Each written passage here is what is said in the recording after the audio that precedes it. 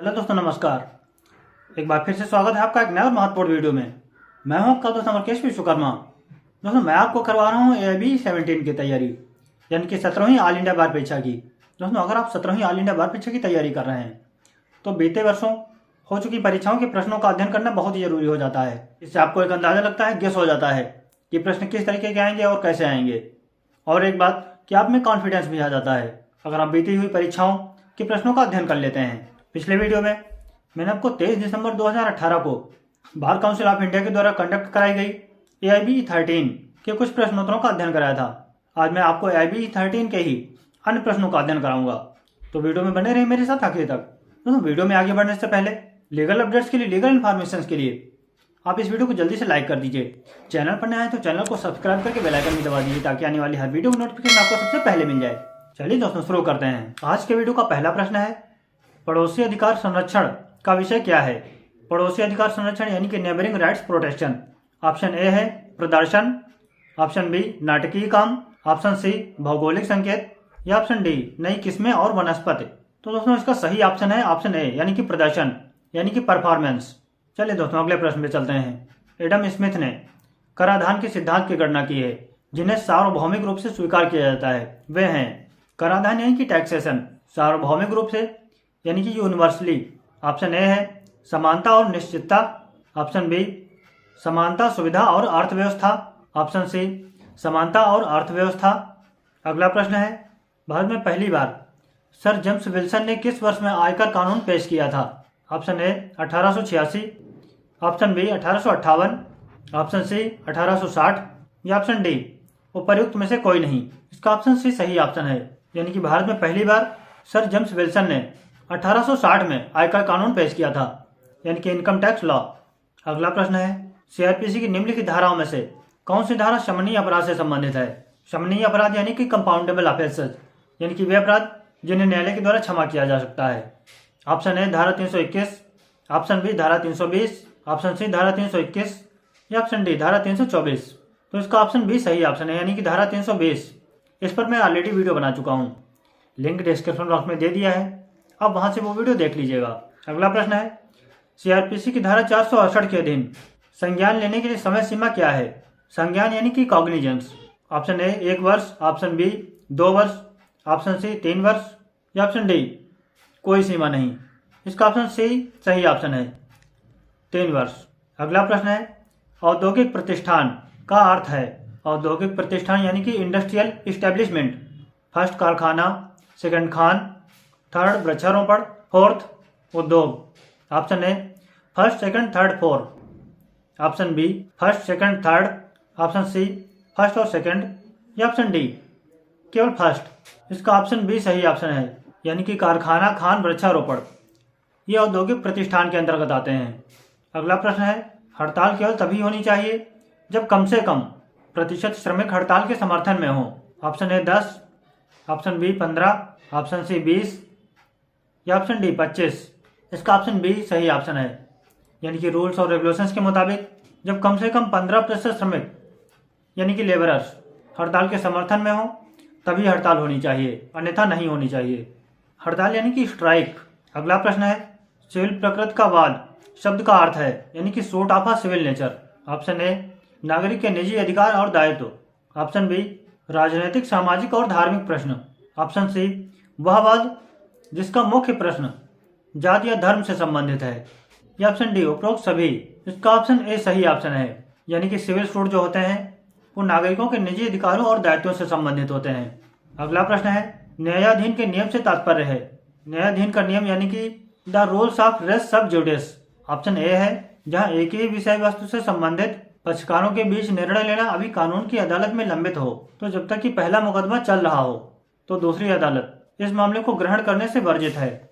Option B जहां एक ही विषय वस्तु से संबंधित दो अलग अलग पक्षकारों के बीच निर्णय लेना अभी कानून की अदालत में लंबित हो, तो जब तक कि पहला मुकदमा चल रहा हो दूसरी अदालत इस मामले को ग्रहण करने से वर्जित है। ऑप्शन सी जहां अलग अलग विषय वस्तु से संबंधित एक ही पक्ष के लिए निर्णय लेना अभी कानून की अदालत में लंबित हो, तो जब तक कि पहला मुकदमा चल रहा हो अन्य अदालत इस मामले को ग्रहण करने से वर्जित है। या ऑप्शन डी उपर्युक्त में से कोई नहीं। इसका ऑप्शन ए सही ऑप्शन है। अगला प्रश्न है, किसी अजनबी व्यक्ति द्वारा मृत महंत के उत्तराधिकारी के रूप में उसकी कुल मठ संपत्ति पर कब्जा करने के लिए मुकदमा किया जाता है। उत्तराधिकार के प्रमाण पत्र को पेश करने में उनकी विफलता के कारण मुकदमा खारिज कर दिया जाता है। मृत महंत के प्रबंधक के रूप में उनके द्वारा एक दूसरा मुकदमा उस व्यक्ति के खिलाफ दायर किया गया था। ऑप्शन ए, दूसरा मुकदमा पूर्व न्याय द्वारा वर्जित होगा। ऑप्शन बी, दूसरा मुकदमा पूर्व न्याय द्वारा वर्जित नहीं होगा। ऑप्शन सी, दूसरा मुकदमा न्यायाधीन होने के कारण वर्जित होगा। या ऑप्शन डी, उपर्युक्त में से कोई नहीं। तो इसका ऑप्शन बी सही ऑप्शन है, यानी कि दूसरा मुकदमा पूर्व न्याय द्वारा वर्जित नहीं होगा। अगला प्रश्न है, निम्नलिखित में से कौन सा मामला सीपीसी की धारा 89 के अधीन, सीपीसी यानी कि सिविल प्रोसीजर कोड यानी कि सिविल प्रक्रिया संहिता की धारा 89 के अधीन वैकल्पिक वाद निस्तारण पद्धति नहीं है। वैकल्पिक वाद निस्तारण यानी कि एडीआर। ऑप्शन ए, लघु विचारण यानी कि मिनी ट्रायल। ऑप्शन बी, लोक अदालत के माध्यम से न्यायिक निपटान। ऑप्शन सी, सुलह।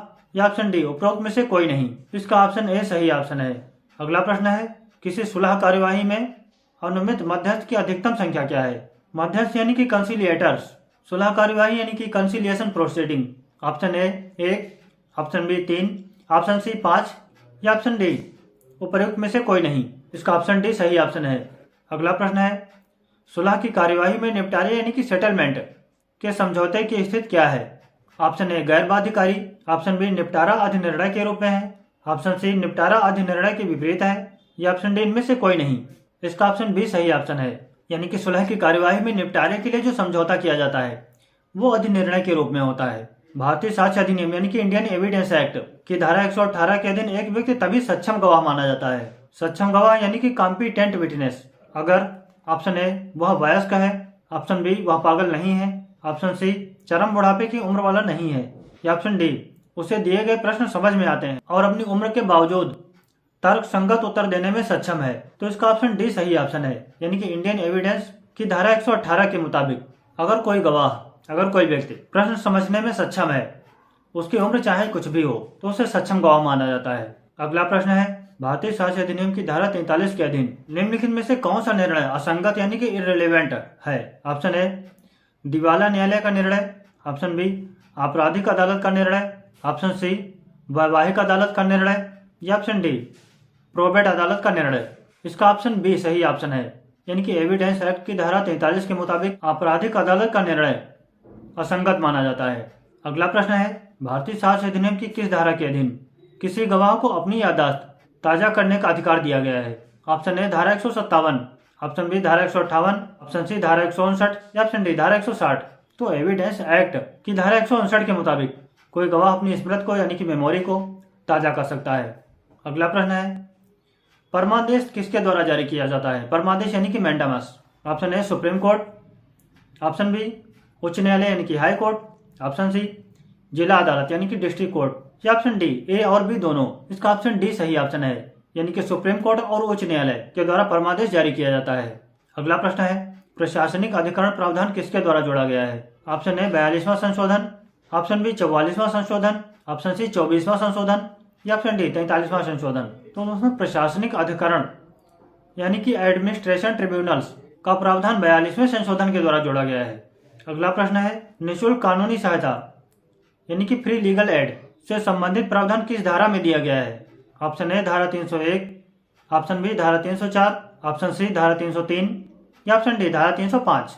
ऑप्शन सी सही ऑप्शन है, यानी कि धारा 303 में निःशुल्क कानूनी सहायता का प्रावधान दिया गया है। अगला प्रश्न है, सीआरपीसी के निम्नलिखित प्रावधानों में से वह कौन सा प्रावधान है जिसके अधीन पुलिस अधिकारी को गिरफ्तार व्यक्ति को 24 घंटे के भीतर मजिस्ट्रेट के समक्ष प्रस्तुत करना होता है? ऑप्शन ए, धारा 56। ऑप्शन बी, धारा 57।